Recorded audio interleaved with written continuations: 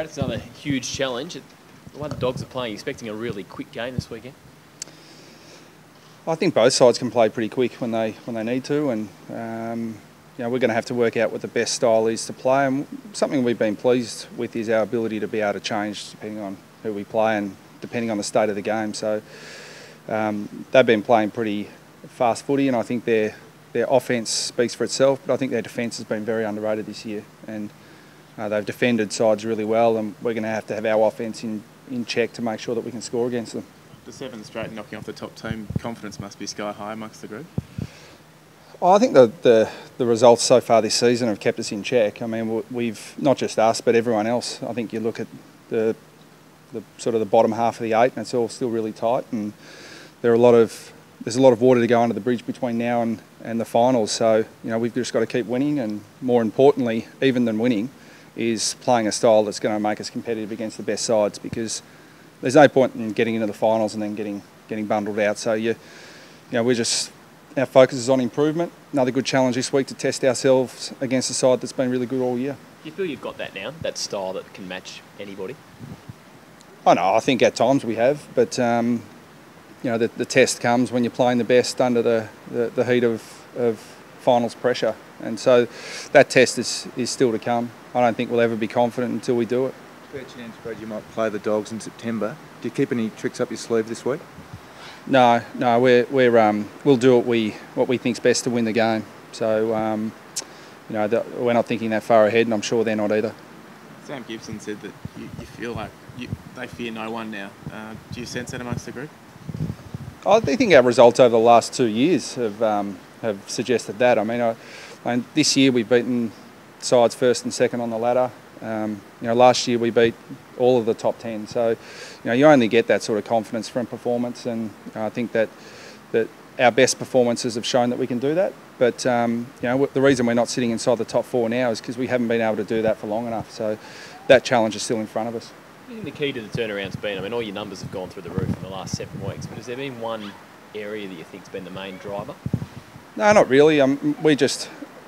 There's a bit of an old saying in footy that you're never as bad as everyone thinks you are, and you're never as good as everyone thinks you are, and that pretty much describes us in 2015. I was always confident that we had some areas of our game that were letting us down and that we needed to improve, and we've done that, and the results have turned around. So there's no secret. It's just been hard work, and that's been across the whole year, not just the last 7 or so weeks. Do you feel like the group's better placed coming into finals this year than it was last season? Probably in terms of availability of our list it is, and I think that we've built on a lot of the things we did well last year, and I think the season's pretty open. Results suggest that. So last year I thought the best sides were distancing themselves from the chasing pack, and this year it's a little bit closer. So from that respect, I think we probably are. What's the plan for Wellesley this weekend?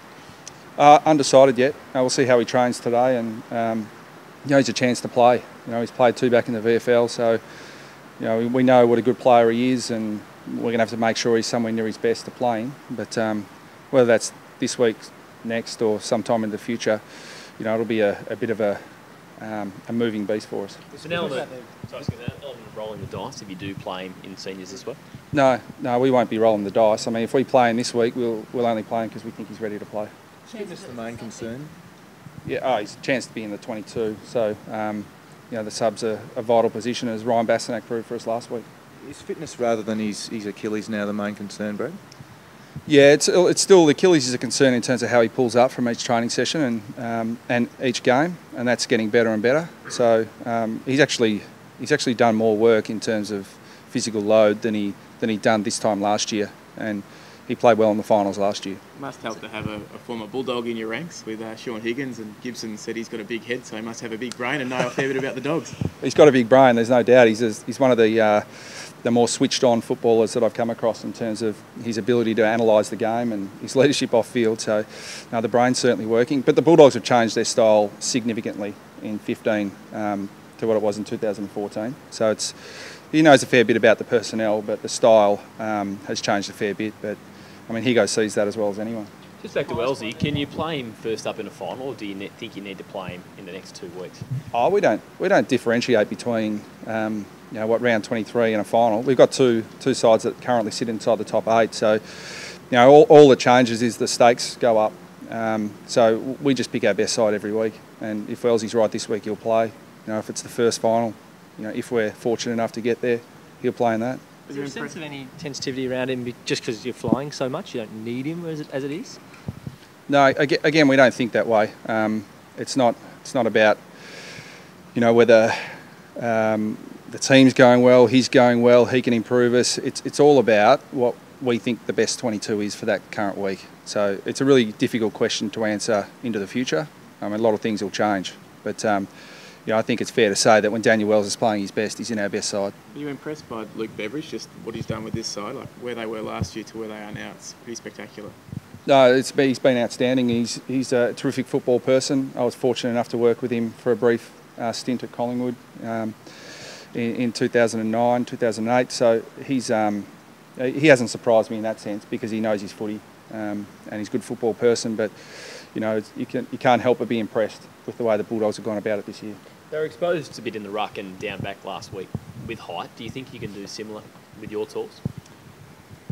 Oh, I think that the Bulldogs weren't the first side to be exposed by Nat Nui in the ruck. He's going to do that to anyone. So I don't think that's purely specific to the Dogs. You know, the West Coast play a terrific brand of footy, and the Bulldogs had an off week, but it hasn't been reflective of their last month or so. Significant milestone this week, Brad, with Michael Firrito's 250th.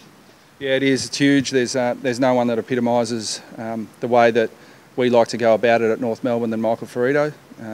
Spud's been just a real rock for us, not just in defence, but in terms of the camaraderie amongst the group, and you know, the way that he approaches his footy. You know, in fact, his wife is the same. She's been a terrific person for the off-field side of our football club, so he's a really important part of our club, and you know, it's a significant milestone for him and in turn us.